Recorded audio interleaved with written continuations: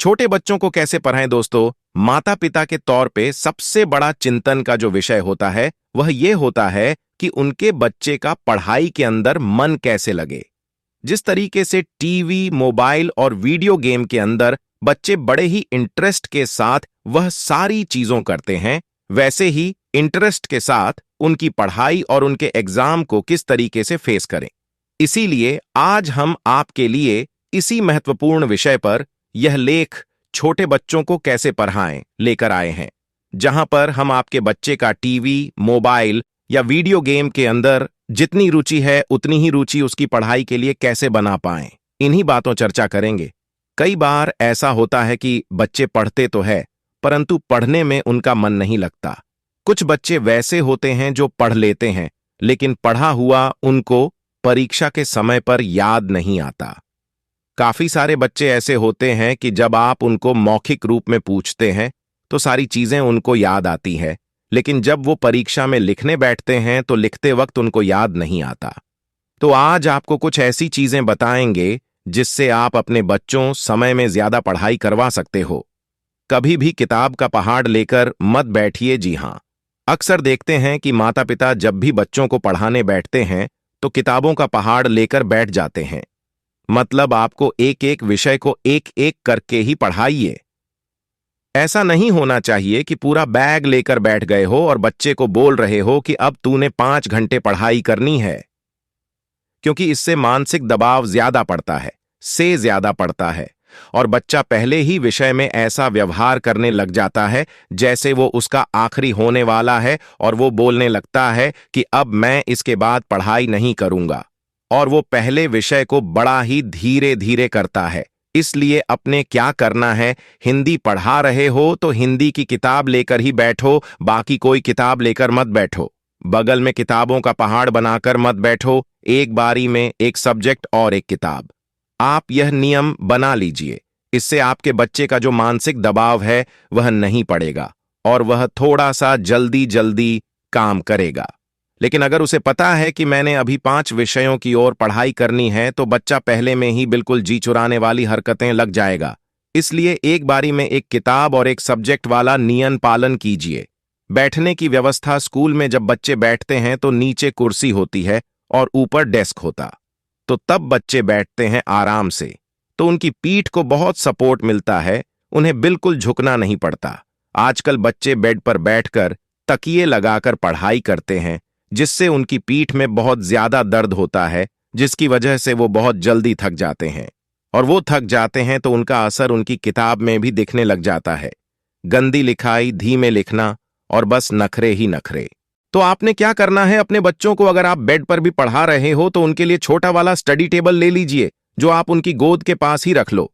तो उससे क्या होगा, आपकी किताबें थोड़ी सी ऊंची हो जाएंगे और बच्चे की कमर में दर्द नहीं होगा। हमेशा पीछे दीवार के पास अगर आप बच्चों को बैठा रहे हो तो एक सिरहाना का इस्तेमाल जरूर कीजिएगा।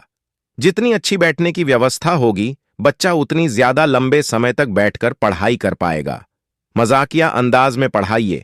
तीसरी चीज जो कि छोटे बच्चों के लिए बहुत ज्यादा जरूरी है, मजाकिया अंदाज में बच्चों को पढ़ाइए।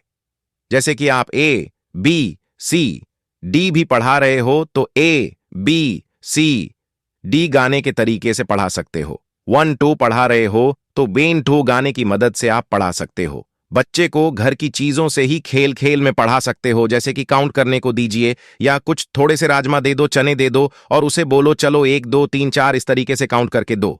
तो जब हम बच्चों को खेल खेल में पढ़ाते हैं तो बच्चा ज्यादा रुचि लेता है, क्योंकि किताबें देखकर बच्चे के दिमाग में सेट हो चुका है कि भाई अब मुझे पढ़ाई करनी है। लेकिन जब हम घर की चीजों से वही चीजें पढ़ाते हैं तो बच्चों को यह नहीं लगता कि वह पढ़ाई कर रहा है।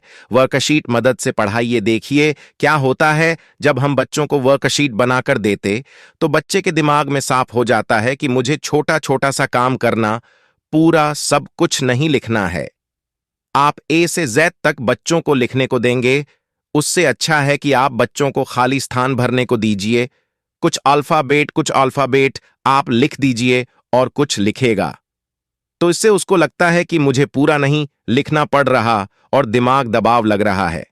तो आपकी ये पुष्टि भी हो जाती है कि बच्चे को आता है और ये भी कंफर्म हो जाता है कि बच्चा कर भी लेगा। नहीं तो अगर आपने बच्चों को बोल दिया कि ए से जी तक लिख के दिखाओ तो वो करने से अपना जी चुराएगा। इसलिए आप इस तरीके की वर्कशीट बनाओ जिससे आप कई तरीके से बच्चे के टेस्ट ले पाओ। तो वर्कशीट में थोड़ा सा आप लिखते हो, थोड़ा सा बच्चा लिखता है, तो बच्चे के दिमाग में यह रहता है कि पूरा उसे नहीं करना है। और आप उसे यह भी बोल सकते हो कि देखो मैंने आपकी बहुत मदद की है ना, आधा तो मैंने दिया। तो आप इस तरीके से भी बच्चे के साथ खेल सकते हो। तो अगर आप वर्कशीट की मदद से बच्चों को पढ़ाओगे तो आप बच्चे का टेस्ट भी ले पाओगे, बच्चे को पढ़ा भी पाओगे और बच्चे को भी प्रेशर महसूस नहीं होगा। अपने गुस्से पर कंट्रोल रखे। पांचवी पर सबसे जरूरी बात, अपने गुस्से पर थोड़ा सा कंट्रोल रखे। देखिए क्या होता है कि हम लोग सोचते हैं बच्चा नहीं कर रहा है तो बच्चे को भी थोड़ा ऑकवर्ड लगता है। अगर आपको भी मैं आज के समय में कोई नई चीज सीखने को बोलूंगा तो आपको भी यही रहेगा ना, यार आज नहीं कल से करेंगे। मैं आपको बोलूंगा आज से आपने कसरत करनी है तो आप भी बोलोगे कि यार आज से नहीं कल से करूंगा, कल बोलोगे कल नहीं परसों से करूंगा। तो कहने का मतलब है कि हम लोग भी ऐसा करते हैं। तो यही चीज बच्चा भी कर रहा है। तो कभी भी इतना प्रेशर बच्चे को मत कीजिए। कोई भी आपको डंडे की नोक पर आपसे कसरत नहीं करवा सकता जब तक कि आपकी खुद की इच्छा नहीं होगी। वैसे ही बच्चे में थोड़ी सी इच्छा शक्ति आने दीजिए।